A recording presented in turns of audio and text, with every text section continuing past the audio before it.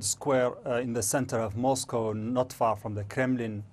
Preparations are already underway, putting up the stage for a huge national celebration for what is going to happen. And what is going to happen is basically these four regions are going to be officially announced as annexed to the Russian Federation. There is a process to that which has already started today when the leaders of those, the pro-Russian leaders of those four regions addressed requests to President Vladimir Putin to consider the annexation.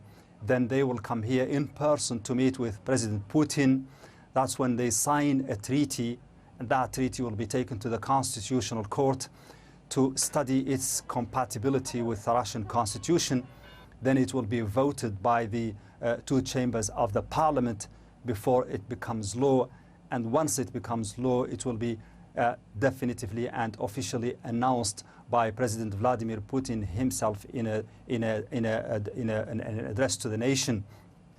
Charles Stratford is in the Ukrainian capital, Kyiv, with more on reaction there to the referendum results.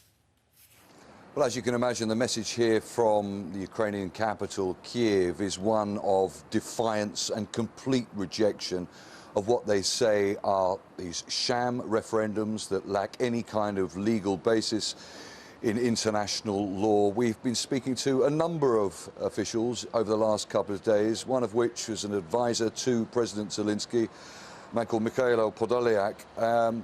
He says that these referendums mean absolutely nothing to Ukraine in terms of its military strategy, in terms of its goals. They are still determined and vowing to take back control of all the Russian-occupied areas, including Crimea. He also said that the referendum basically put an end to any potential resumption in any peace negotiations. And he called yet again, as we've heard time and time again over the last 7 months from the Ukrainians, they're demanding more weapons and they're expecting an escalation in fighting in the coming days and weeks ahead.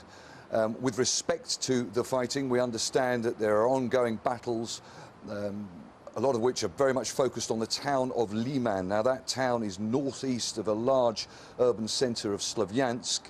The offensive, or the counter-offensive, being mounted in that area on Liman is part of the Ukrainian forces' counter-offensive that started a couple of weeks ago and saw great success south of the city of Kharkiv and has seen them take back thousands of square kilometres of land.